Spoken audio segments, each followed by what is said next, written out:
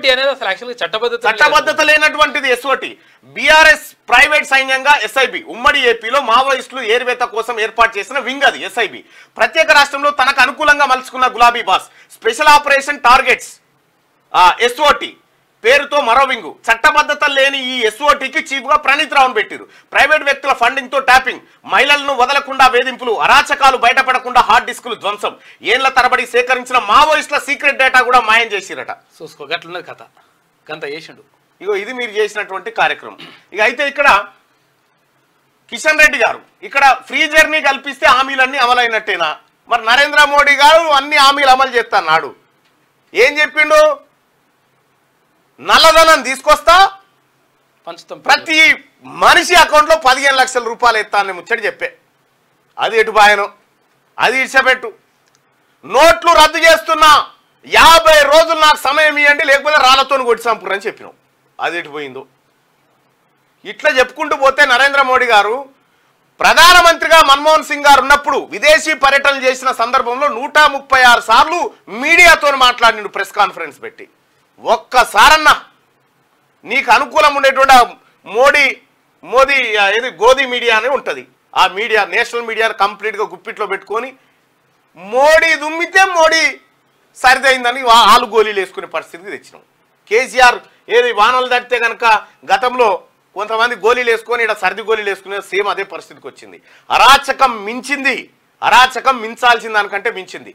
IT, ED, CBI ఈ పేరుతోని విపక్షాలను చిన్నాభిన్నం చేయాలని చేస్తున్నావు. నిజంగా నరేంద్ర మోడీ గారు నువ్వు నిజంగా సత్తా ఉంటే విపక్షానికి కూడా సరైన ఆయుధం ఇచ్చి, సరైన నీతో సమానమైనటువంటి ఆయుధం ఇచ్చి అప్పుడు యుద్ధ క్షేత్రంలో దిగు. విపక్షాలన్నింటినీ చేతులు కట్టేసి సిబిఐతో అరెస్టులు చేయించి వాళ్ళ అకౌంట్లు ఫ్రీజ్ చేయించి కాంగ్రెస్ పార్టీ ₹1 ఖర్చు పెట్టకుండా ఐటీ నోటీసులు జారీ 19 ఇందిరాగాంధీ టైం ఐటీ నోటీసులా ఇప్పుడు ఇవన్నీ ఇచ్చి ఒక డిక్టేటర్షిప్. అటు కేజ్రీవాల్ని తీసుకుపోయి జైల్లో పెట్టి ఇన్ని రకాలుగా, అటు హేమంత్ సోరెన్ తీసుకుపోయి జైల్లో పెట్టి ఇన్ని రకాలుగా విపక్షాలని వ్యవస్థలతోని దండయాత్ర చేయించి కట్టడి చేసిన తర్వాత నువ్వు గెలుస్తా, నేను గెలుస్తా, 400 గెలుస్తా అంటే ఏం లేదు. ఈసారి మోడీ కనుక గెలిస్తే నెక్స్ట్ సారి ఈ దేశంలో ఎన్నికలు ఉండవు. ఇక నెక్స్ట్ నుంచి ఇంకా వీళ్ళు చెప్తా ఉన్నారు ఏమని, కాంగ్రెస్ సర్కార్ 5 ఏళ్ళు ఉంటుందో ఉండదో, ఆ లోపే దీన్ని ప్రజాస్వామ్య రాజ్యాన్ని రద్దు చేస్తున్నామో మరి మోడీ. ప్రజలు రైతులను కాంగ్రెస్ మోసం చేసిందని ఆరోపణ. ప్రజలను మోసం చేసింది ఎవరండి? నోట్లు రద్దు చేస్తే బ్యాంకుల కాడ, ఏటీఎంల కాడ స్పృహ తప్పి పడిపోయారు మనుషులు.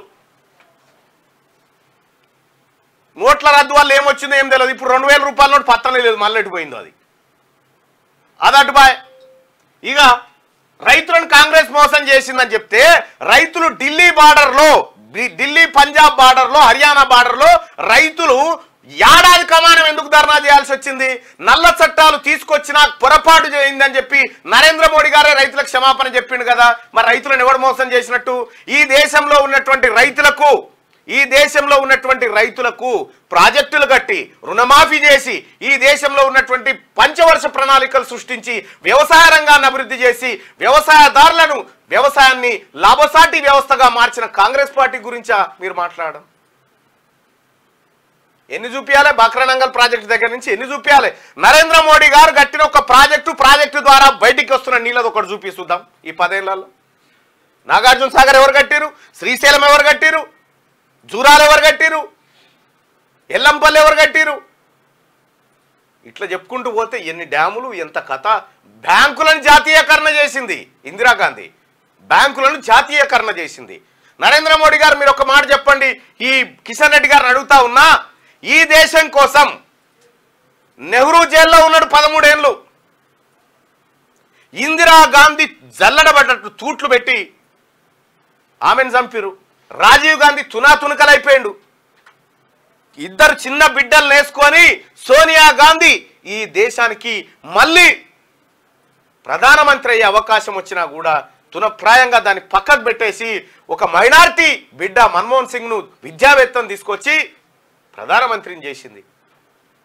పివి నరసింహారావు లాంటి గొప్ప వ్యక్తులని ఈ దేశానికి ప్రధానమంత్రులు చేసి ఆర్థిక వ్యవస్థను, ఆర్థిక సంస్కరణలు తీసుకొచ్చినటువంటి పార్టీ ఏం చెప్పదలుచుకున్నావు ఈ దేశానికి? తద్వారా ఏమవుతుంది? నరేంద్ర మోడీ గారు మీతో ఏం కాదు, $1 ట్రిలియన్ ఎకానమీ అని చెప్తావు, దేనికి లెక్కలుండయి. ఒక్క మీడియా, ఒక్క రవీష్ కుమార్కి ఇంటర్వ్యూ ఇవ్వంటే ఏవు నువ్వు? రవీష్ కుమార్ గారు మొన్న ఒక యూట్యూబర్ ఆయనను ప్రశ్నిస్తూ, సార్ మీకు ప్రధానమంత్రి ఇంటర్వ్యూ ఇస్తే ఏమడుగుతారంటే ఈ జూట మాటలు ఎప్పుడు బంద్ చేస్తావు సార్ అని అడుగుతారట. ఫస్ట్ క్వశ్చనే.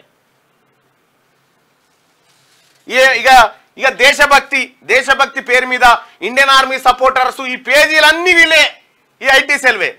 దానికి ఆర్మీకి సంబంధం లేదు. ఎక్కడ చూసినా వాళ్ళకి సంబంధమే లేదు అసలు. వాళ్ళే ముస్లిం పేజీలు రన్ చేస్తూ ఉంటారు. మొత్తం బయటపడ్డది కదా ధ్రువరాటే ఇంటర్వ్యూలో. ఎక్కడికక్కడ విచ్చలవిడిగా అయిపోయా బీజేపీ కథ ఏందో. అందుకే బయటికి వెళ్ళినటువంటి వ్యక్తులు డైరెక్ట్ ఆధారాలు బయట చూపించారు అయిపోయిందని. నిన్న మొన్న నాకు ఏది మన పంజాబ్లో మితాలియా, పంజాబ్లో ఉంటుందిగా, ముల్తానా ఏదో ఉంది, అక్కడి నుంచి నాకు ఒక ఆయన బీజేపీ ఆయన ఫోన్ చేసి ఏమంటారంటే, ఈ తెలంగాణలో టాప్ యూట్యూబర్గా ఉన్నారు కదా, న్యూస్ ఇన్ఫ్లుయెన్సర్గా ఉన్నారు కదా, బీజేపీ వీడియోలు మీకు పంపిస్తాము, ఒక వీడియోకి 10,000 ఇస్తాం, మీ దాంట్లో వేయాలని పెట్టిండు. పంపు బిడ్డ అని చెప్పిన ఫస్ట్. ఇవాడు మొత్తం నా అంతా చూసి అమ్మో ఈ పరిశాన్ ఉన్నట్టుందని బ్యాక్ అయిపోయాడు. పెద్ద నెట్వర్క్ నడుస్తూ ఉంది అది. ప్రజలు రైతులను కాంగ్రెస్ మోసం చేసిందని కిషన్ రెడ్డి గారు అంటూ ఉంటాడు. ఇక నవ్వాలి మనం.